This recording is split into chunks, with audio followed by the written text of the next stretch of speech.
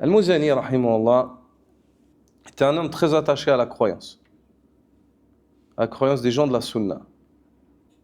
Puis une fois, il est venu vers l'imam al-Shafi'i avec une question, car il avait un doute dans ses convictions, qui le poussait à rentrer dans la réalité, le comment est Allah, sur le comment, al-kayf. Comme s'il dit à l'imam Shafi'i, si on dit ça, ça veut dire que si, il commence avec des implications qui le poussent dans quoi? En fait, tu te retrouves devant quoi? Dans le fait de comme si maintenant tu es en train de parler d'Allah comme si tu le voyais comment il est, dans les détails. Alors que ça, même le prophète sallallahu alayhi wa sallam qui nous informe, il ne sait pas. Même Jibril, il ne sait pas. Et même Shafi'i arrête Al-Muzani et lui dit, il a dit, tu sais le nombre de planètes qu'il y a dans les cieux? Il dit, là, بعض منها ولكن العدد معين. J'arrive pas, j'ai pas un hasr, j'ai pas. وكم منها نجم. Il y a combien de nujum? Combien il y a d'astres? Puis il dit, est-ce que tu connais à toutes leurs levants et leurs couchants? Non. Et tu sais, est-ce que tu sais réellement comment elles sont dans les détails? Non. Il dit, subhanallah. Il dit des choses dont tu les vois depuis ici, certaines d'entre elles. Il dit, et tu sais pas me dire comment elles sont et tu n'oserais pas parler sur elles? Comment est-ce que tu parles de leur créateur? Parle de leur créateur. Inna alhamdulillah. نحمده ونستعينه ونستغفره ونتوب إليه ونعوذ بالله من شرور أنفسنا وسيئات أعمالنا من يهده الله فلا مضل له ومن يضلل فلا هادي له وأشهد أن لا إله إلا الله وحده لا شريك له وأشهد أن محمدًا عبده ورسوله صلى الله عليه وآله وصحبه وسلم تسليمًا كثيرًا أما بعد. Cette journée, plutôt cette nuit du 12 de Rabi' al-Akhir de l'année 1447 de la Hijra du prophète sallallahu alayhi wa alihi wa sahbihi wa sallam, qui correspond au 3 octobre 2025. Nous continuons avec la révision des questions d'A'lam Sunnah. Nous sommes arrêtés à la question numéro 35, ou la question numéro 36 plutôt. N'est-ce pas? Inch'Allah.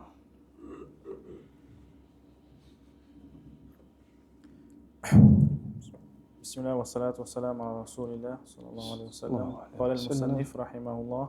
Question 36. Qu'est-ce que la foi? Al-Iman. Réponse.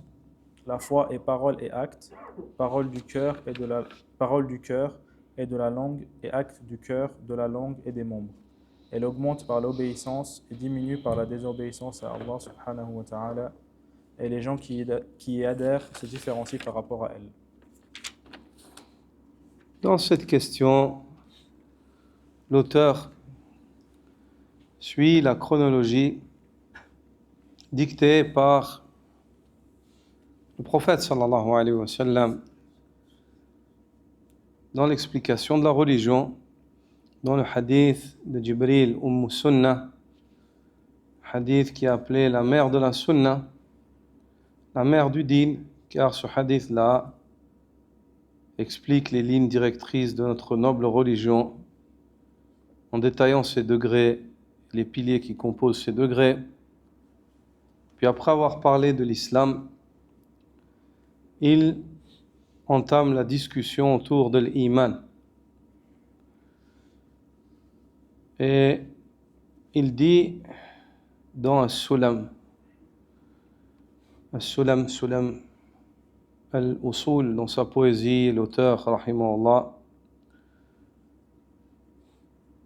il dit i'lam bi'anna ad-dina qawlun wa 'amal fahfazhu wafham ma 'alayhi idha ishtamal. Il dit sache que la religion, elle est composée de paroles et d'actes. Apprends cela par cœur et comprends cela comme il se doit, car c'est ce qui englobe tout le dîn, les paroles et les actes.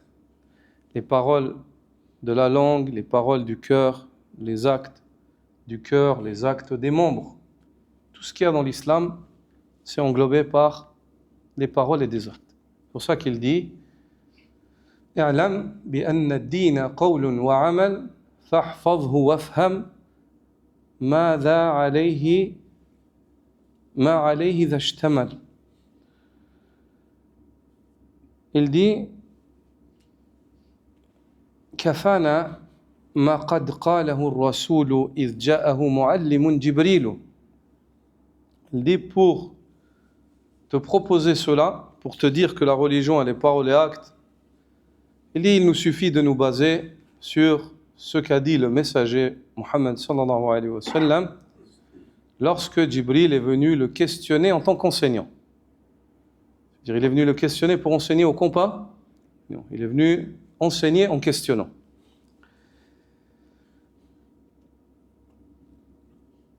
Et il dit على مراتب ثلاث فصله جاءت على جميعه مشتملة. Et le prophète sallallahu alayhi wa sallam, lorsqu'il fut questionné على مراتب ثلاث قد فصله أي فصل الدين. Quand le prophète sallallahu alayhi wa sallam a été questionné sur toute la religion, il l'a divisé en 3 degrés. Et ces 3 degrés-là, chacun d'entre eux comprend des paroles et des paroles où certains sont paroles, certains sont actes, certains sont paroles et actes, paroles du cœur, actes du cœur, paroles de la langue ou actes des membres, et ainsi de suite. Tout le dîn, il est englobé entre les paroles et des actes. Voilà. Et puis il dit al-islami wal-imani wal-ihsani wal-kullun mabniyun ala arkani. Ce dîn-là, c'est l'islam, c'est la foi, c'est l'ihsan, la bonté. Et chacune d'entre eux est bâtie sur ses piliers. Ça, c'est les vers dans As-Sulam, de l'auteur lui-même, Hafidh ibn Ahmad al-Hakami. Donc, suivant cette chronologie, il t'a parlé au préalable, dans les questions précédentes, on a traité de ce qui est en liaison avec l'islam, les piliers de l'islam comme on a révisé. Maintenant, il s'engage dans la discussion au sujet de l'iman, al-iman. Puis, il vient et dit Ma huwa al-iman? Qu'est-ce donc al-iman? Et il répond Rahimahullah Al-imanu qawlun wa amal. La foi est parole et acte. Ça, cette définition de la foi, c'est une définition sur laquelle il y a une unanimité, il n'y a pas de divergence chez les gens de la Sunna, comme l'a expliqué l'imam al-Bukhari ou al-Shafi'i. Et ça, c'est أول ما أثر عن السلف في وصف الإيمان هذه الجملة الإيمان قول وعمل. Et la première chose qu'on a entendue des salafs dans la définition de la foi, c'est cette expression-là. Quand ils ont été questionné, c'est quoi la foi? Ils ont dit la foi, c'est parole et acte. Parole et acte. Composé de parole et. Ils ont défini l'iman par ceux qui composent l'iman. وصفوا الإيمان بمضموناته بما يتضمنه الإيمان وبما يكونه. Ils ont décrit le iman, ils l'ont défini par les composantes de la foi, par ceux qui composent l'iman. Et cette première définition, c'est la définition qu'on retrouve chez les tabi'in majoritairement. Bien que d'autres définitions par la suite sont venues chez Ahl Sunnah wal Jama'a, mais elles ne sont pas divergentes. Ces définitions-là qui sont venues chez Ahl Sunnah, هذه عبارات مختلفة مختلفة الألفاظ متحدة المعاني. C'est des expressions différentes dans l'expression, mais le sens, il est convergent. Il est identique. Il se rejoint. Certains, ils emploient ce mot parce qu'ils veulent préciser quelque chose. D'autres, ils emploient... Mais, en fait, c'est identique. Le voulu, le but, il est identique. Même si on va voir certaines autres définitions du iman, comme ça, vous allez vous rendre compte qu'il n'y a pas de divergence, en fait. C'est juste, certains, ils ont plus détaillé, ils ont été plus pointus en employant certaines expressions pour une utilité dans leur époque ou dans un contexte précis. D'accord? Mais toutes ces expressions-là, elles reviennent à ça, du fait que la foi, elle est parole et acte. Parole et acte. Donc, il y a ikhtilaf ibarat, l'ikhtilaf i'tibarat. Donc, c'est une différence dans l'expression, mais ce n'est pas une différence dans le sens. Donc, la première, c'est celle que te propose l'auteur. On voit ici la sagesse de l'auteur, subhanallah. Il fait partie de la sagesse de l'homme, lorsqu'il enseigne quelque chose à ses élèves, de leur enseigner ce sur quoi il y a une unanimité. Il n'y a pas de discussion. Et d'enraciner ça dans leur cœur, comme ça, ils sont stables dans leurs convictions. Ils ont une stabilité. Puis après, ils peuvent apprendre des choses où il y a quelqu'un a rajouté quelque chose, mais ils ont la base. Et ça, c'est la sagesse. C'est de rattacher toujours les musulmans au groupe, à la majorité, al-sawad al-a'zam, al-ijma' ou au jumhur, et ainsi de suite. Ça leur facilite leur religiosité. Parce que l'être humain, dans sa nature, il n'aime pas être seul. Quand il voit qu'il y a beaucoup de monde qui est comme lui, ça le rassure. C'est humain. Quand il voit qu'il y a beaucoup qui ont cette conviction, puis quand il voit que dans les premiers musulmans, il y en a beaucoup qui disaient ça, il dit alhamdoulilah. C'est ça le din. Ça, c'est ça la religion. Et on voit ici l'auteur, il est sage. Il a employé cette expression-là qui est, tu ouvres les livres, tu ouvres le Risala de l'imam Shafi'i, tu ouvres tel livre ou tel livre, tu vas voir qawlun wa amal. Tu vas voir l'imam Ahmed, il dit qawlun wa amal. Ils disent tout cela, tu dis alhamdulillah, l'iman ou qawlun wa amal, c'est simple. Tous mes imams, ils ont dit ça. Tu vois. Donc il dit la foi est qawlun wa amal. Puis d'autres sont venus avec d'autres expressions qui sont... L'expression, elle est différente, mais le but, ou ce à quoi elle mène, ou le sens, est similaire. Par exemple, vous trouverez que l'imam Mohammed ibn Ismaïl al-Bukhari, dans son Sahih, Kitab al-Iman, le livre de la foi, où il sous-chapitre, il dit Bab al-Iman qawlun wa fi'l. Il dit la foi, elle est parole et acte. Action. D'accord. Qawlun wa amal, c'est parole et œuvre. Ici, l'imam al-Bukhari dit parole et acte. Donc c'est similaire, n'est-ce pas? C'est la même chose. Mais pourquoi l'imam al-Bukhari, il a employé le mot fi'l? C'est très intéressant. Là, on voit une fois de plus la précision de l'imam al-Bukhari. Comment est-ce que l'imam al-Bukhari était poussé en fait dans ses réflexions et dans sa connaissance de la langue arabe? Parce que, en règle générale, ce qui est employé dans l'expression coranique, c'est quoi avec la foi? C'est l'amal, pas le fi'l. Illa alladhina amanu wa amilu salihat. Inna alladhina amanu wa amilu salihat. C'est l'amal, c'est le fait d'œuvrer. C'est ça qui est venu dans l'expression coranique. Même si dans la langue arabe du commun de Monsieur Tout le Monde, il n'y a pas de différence en fait. Ils ne différencient pas. Ils n'arrivent pas à ce stade où ils peuvent mettre cette distinction pointueuse entre ces deux-là. Al-amal, أيها الإخوة, في اللغة العرب يقتضي الدوام وعدم الانقطاع ويشمل الظاهر والباطن. كلمة عمل تشمل الظاهر والباطن. Le mot amal dans la langue arabe, il implique une continuité, le fait que ça ne s'arrête pas. Et il implique aussi, ou il concerne ce qui est apparent et ce qui est caché. D'accord? Ce qui est apparent et ce qui est caché. Et le fi'l يقتضي الحدوث والتجدد. Tandis que le mot fi'l, il implique le fait que ça survienne ou que ça s'arrête, que ça régresse et que ça réapparaisse. Vous comprenez? C'est comme si l'imam al-Bukhari, il veut te dire que la parole, des fois, est acte. Même si des fois, ces actes, ils baissent. Même si des fois, ces actes, ils augmentent.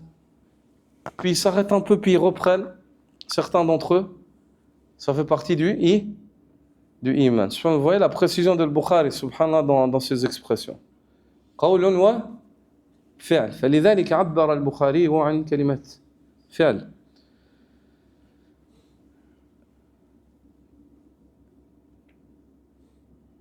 أما العمل فيفيد الدوام. Quant au mot amal, ça implique une continuité sans arrêt. Et lorsqu'Allah Azza wa Jalla dit Inna alladhina amanu wa amilu salihat, ceux qui ont la foi et font des bonnes œuvres, ça veut dire que en continuité, ils font l'effort pour faire des bonnes œuvres. Ils essaient constamment. C'est leur programme de vie. La foi et le fait de lutter constamment jusqu'à ce qu'ils rencontrent Allah Azza wa Jalla. والعمل يعني الفعل يتعلق بالظاهر والعمل بالظاهر والباطن إذن هو أعم من حيث تعلقه هو كلمة عمل عم. Le mot amal, il est relié avec ce qui est apparent et ce qui est caché. Avec les actes du cœur, on appelle amalul qalb, on n'appelle pas fi'lul qalb en général. On appelle amalul qalb. C'est-à-dire que le mot fi'l, il est relié avec ce qui est apparent, avec ce qu'on voit, ce qui paraît aux yeux des gens. Et une parole qu'Ibn Rajab al-Hanbali narre dans le Fath al-Bari, l'explication du Sahih al-Bukhari, la parole de Ubayd ibn Umayr, lorsqu'il dit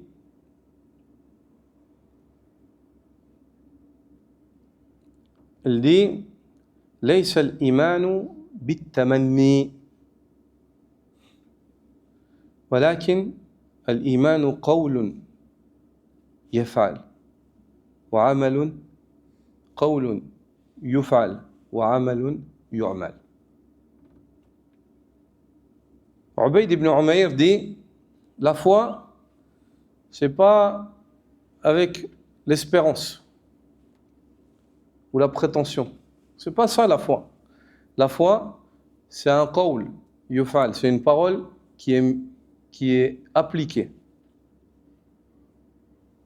Wa amalun yu'amal, ou une œuvre qui est mise en pratique. Ça c'est l'iman. Ça veut dire quoi?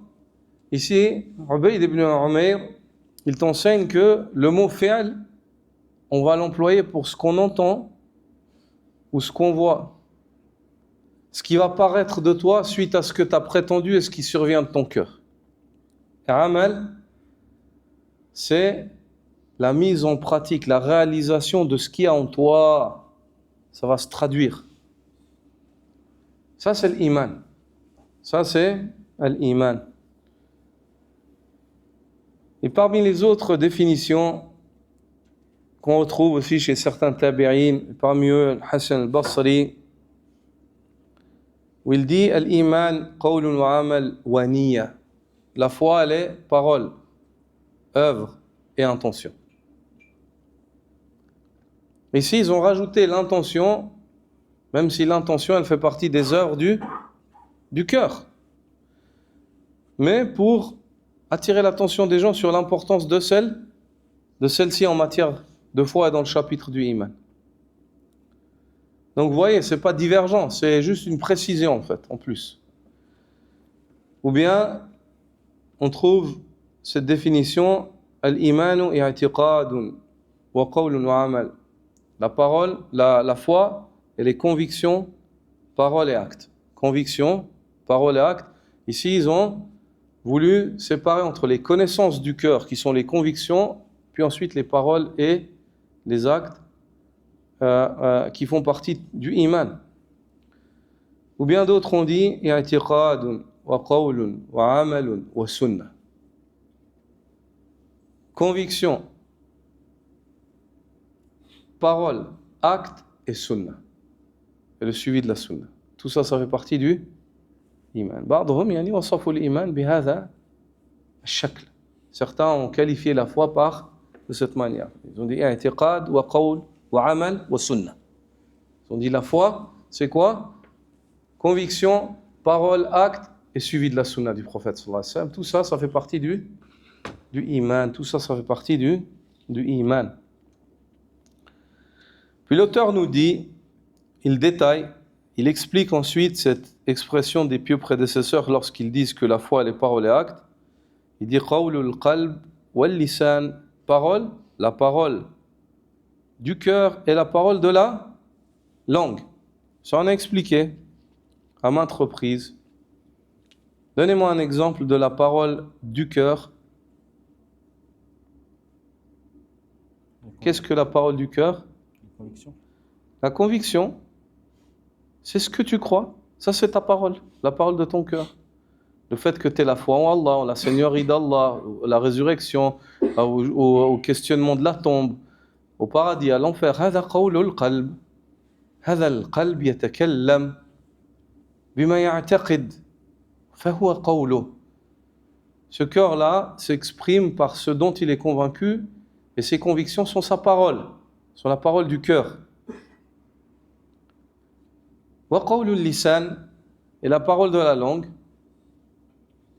Le dhikr, la lecture du Coran, le adhan, la lecture dans la salat, la khutbah, et ainsi de suite. Al-amru bil ma'ruf, d'ordonner le convenable, wa nahyu anil munkar bil lisan, ad-da'wa ila Allah. Tout cela, ça fait partie de la parole, de la langue, qui font partie de la foi du iman. Puis il dit wa amalul qalb wal lisan, ainsi que l'œuvre. Lorsque nous disons l'œuvre, il dit l'œuvre du cœur et l'œuvre de la langue. L'œuvre du cœur, donnez-moi un exemple de l'œuvre du cœur. L'amour pour Allah, quoi d'autre? La crainte envers Allah, c'est l'œuvre, c'est des actes du cœur, c'est des actions. Quoi d'autre? L'espoir, quoi d'autre? L'intention, quoi d'autre?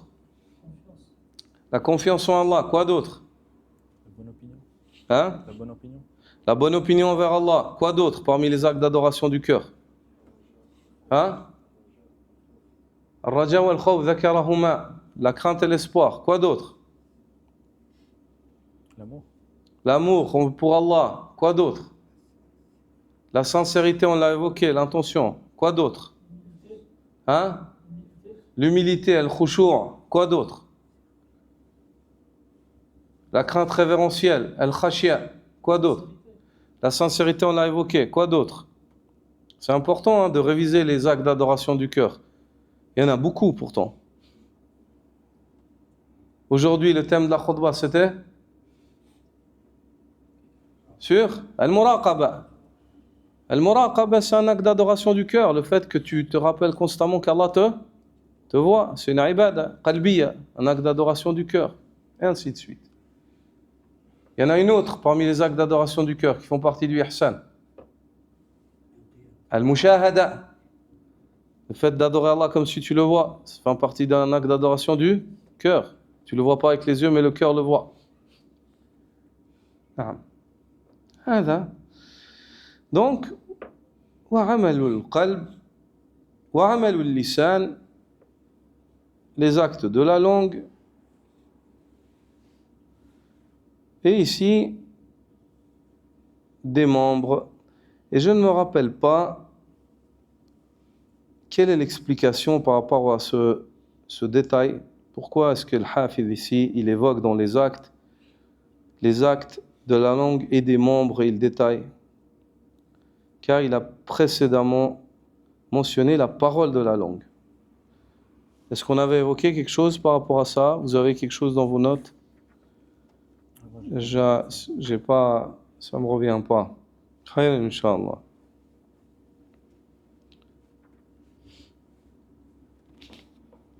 قول وعمل الذي من الإيمان له تفصيل فصل المؤلف. Non. J'ai pas, je me souviens pas, wallah, pardonnez-moi. Inch'Allah, si je retrouve cela, je vous dirai à l'heure actuelle. À l'heure actuelle, je sais pas, je suis ignorant. Non.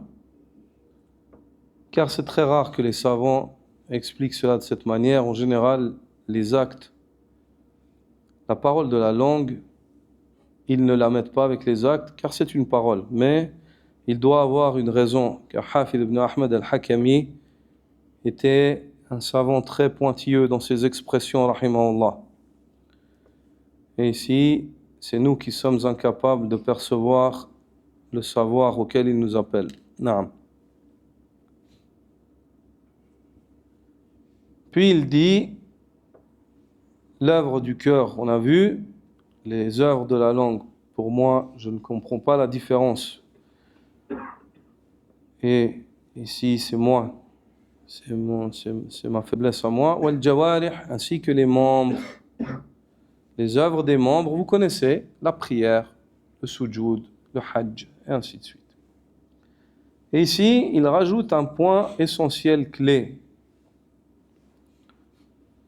Yazidu bit-ta'a wa yanqusu bil-ma'siyah. La foi augmente par les actes d'obéissance, elle régresse par les actes de désobéissance. Très important, ça c'est un point qui distingue les gens de la sunna des hérétiques dans le sujet, de ceux qui ont contredit la bonne voie. وَيَتَفَاضَلُ أَهْلُهُ فِيهِ. Et les partisans de la foi ne sont pas égaux en matière de foi. Donc la foi, elle augmente par les actes d'obéissance, elle régresse par les actes de désobéissance. Donc ici, il t'enseigne que les actes, ils ont une influence sur ton iman. Puis ensuite, suite à cette influence qui est le résultat des actes, les gens de la foi, ils ne seront pas égaux non plus en matière de foi, vu qu'ils n'ont pas les mêmes actes. À toi de choisir. Et ça, on avait vu dans Sulam. Il dit, lorsqu'il dit Yazid, imanuna yazidu bit-ta'ati. Il dit, notre foi, elle augmente par les actes d'obéissance. Et elle régresse par les actes de désobéissance. وَأَهْلُهُ فِيهِ عَلَى تَفَاضُلِ فَهَلْ أَنْتَ كَالْأَمْلَاكِ أَمِ الرُّسُلِ. Il dit, et les partisans de la foi ne sont pas du même degré, ils divergent. Certains ils sont plus de foi, certains moins de foi, ils ne sont pas tous sur la même lignée. À toi de choisir. Tu veux être comme les anges ou comme les prophètes. À toi de choisir quel est ton degré de foi. Selon tes actes, il y aura ton iman. Ton iman, c'est ta source de lumière, ta source de protection, de sécurité, le jour où tu rencontres Allah, le moment de ta mort. Et ce iman-là, il t'enseigne que c'est pas, Allah, il ne le donne pas comme ça, sans rien. C'est pas sans raison. Il augmente avec les actes de bien et il régresse avec les actes mauvais. Que ce soit des paroles de la langue qui sont bonnes, elles augmentent ta foi. Si elles sont mauvaises, elles baissent ta foi. Que ce soit des paroles du cœur qui sont bonnes, des bonnes convictions, c'est-à-dire ta aqida elle est bien, ta foi elle augmente. Si ta aqida, ta conviction elle est erronée, ta foi elle régresse. Dès que tu commences à rentrer dans des choses douteuses, ton iman il baisse. L'imam Al-Muzani, rahimahullah, l'élève de l'imam Al-Shafi'i, celui qui était son élève égyptien, parmi les grands élèves de l'imam Al-Shafi'i, et l'héritier du madhab shafi'ite, Quand l'imam Shafi'i dit Al-Muzani wa nasiru madhhabi. Le Muzani, c'est lui qui va accorder la victoire à mon école. C'est lui qui va faire renaître, revivifier le ilm que j'ai laissé en héritage. Al-Muzani, rahimahullah, sahibu Sharh Sunnah, celui qui a écrit ce livre sur la Aqidah, explication de la Sunna, était un homme très attaché à la croyance des gens de la Sunna. Puis une fois, il est venu vers l'imam Shafi'i avec une question, car il avait un doute dans ses convictions, qui le poussait à rentrer dans la réalité, le comment est Allah, sur le comment, al-kayf.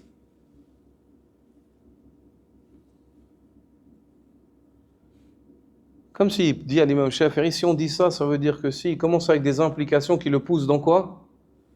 En fait, tu te retrouves devant quoi? Dans le fait de, comme si tu, maintenant, tu es en train de parler d'Allah comme si tu le voyais comment il est, dans les détails. Alors que ça, même le prophète sallallahu alayhi wa sallam qui nous informe, il ne sait pas.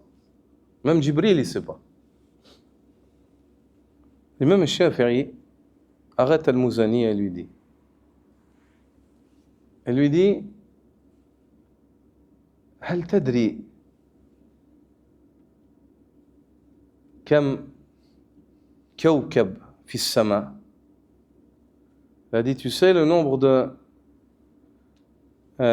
de planètes qu'il y a dans les cieux? Il dit, لا بعضا منها ولكن العدد معين. J'arrive pas, j'ai pas un hasr, j'ai pas. وكم منها نجم. Il y a combien de nujum? Combien il y a d'astres?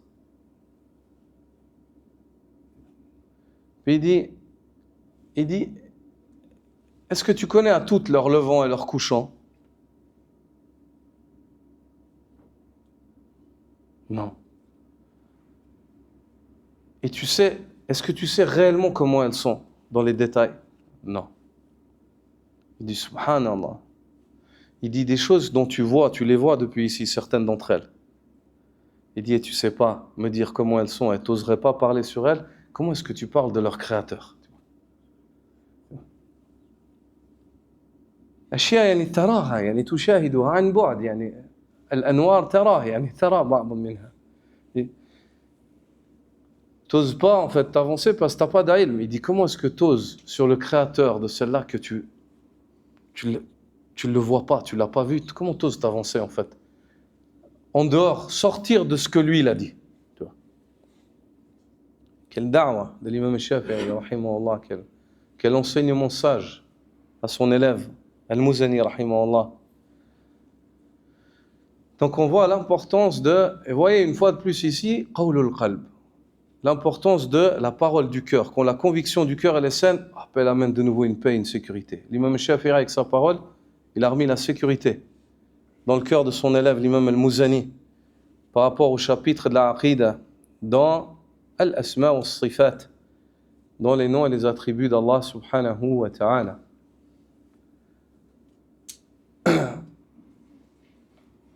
Et si la parole du cœur et la conviction de l'homme elle est saine, sa foi elle augmente. Si elle est néfaste, sa foi elle régresse. Pareil pour les actes. Si les actes du cœur sont sains, l'intention, la crainte, l'espoir, l'amour, il augmente. Si les actes du cœur ne sont pas sains, alors à ce moment-là, la foi elle régresse. Pareil pour les actes apparents. Si les actes apparents sont sains, ce que tu fais, ta ibadah, ta salat, elle est saine, alhamdulillah, ta foi elle augmente. Si tes actes ne sont pas sains, ta foi va régresser. Et si ta foi elle régresse, les gens ne sont pas du même niveau en matière de foi, car leur foi elle est sujette à l'augmentation, à la régression. Cette augmentation, cette régression, ce n'est pas une injustice, mais elle a des causes. Elle a des causes. Alors à toi de chercher à t'accrocher aux causes qui augmentent et croissent ta foi et t'éloigner et fuir celles qui la font régresser.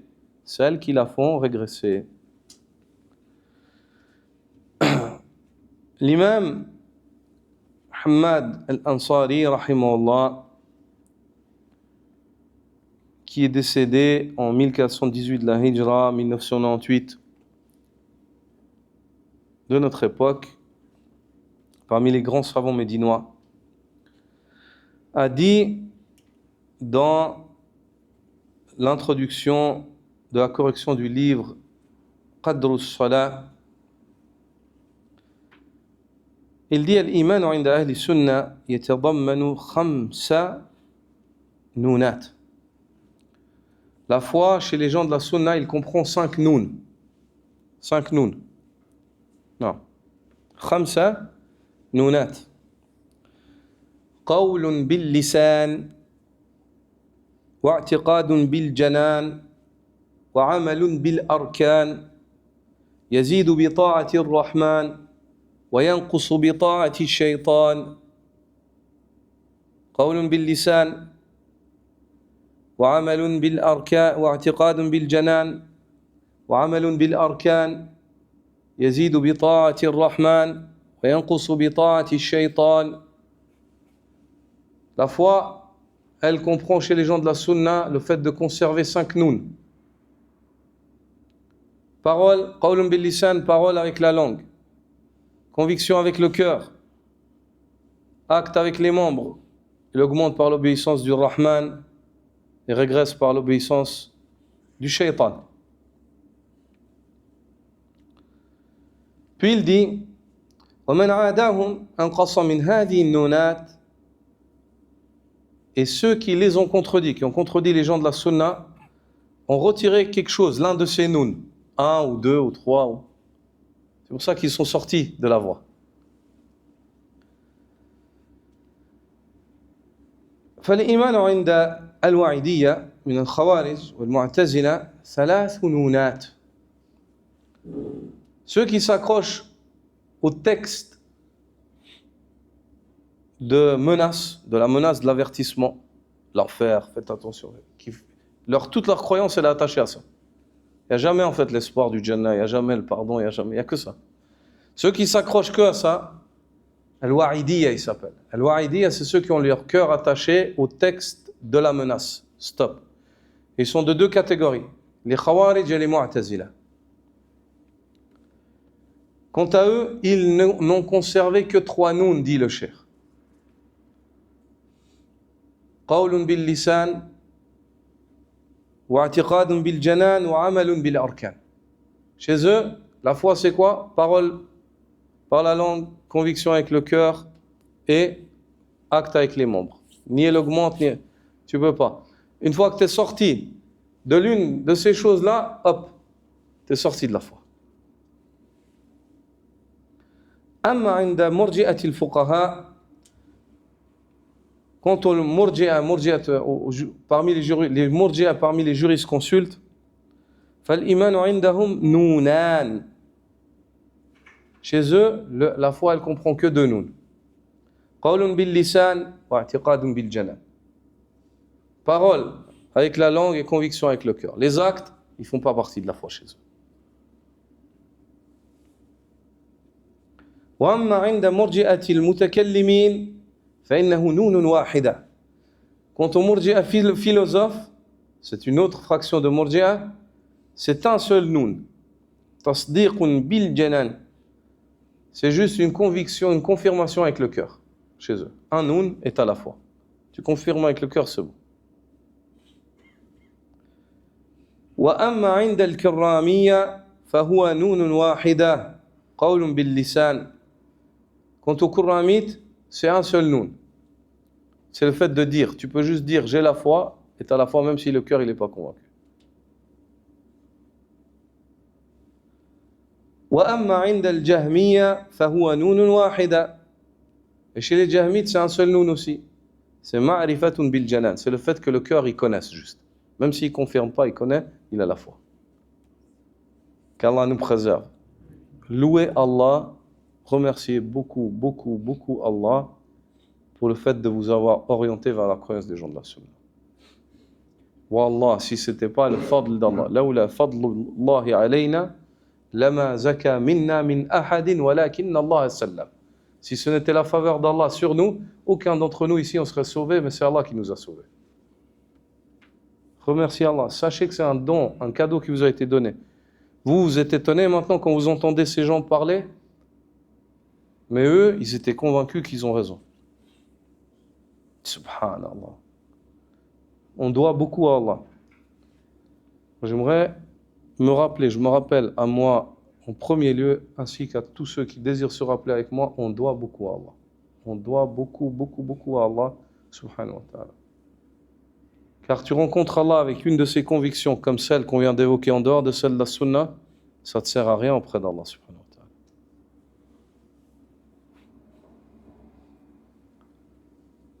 wa ta'ala. On s'arrête là pour aujourd'hui. سبحانك اللهم وبحمدك أشهد أن لا إله إلا أنت أستغفرك وأتوب إليك وأنتم فجزاكم الله خيرا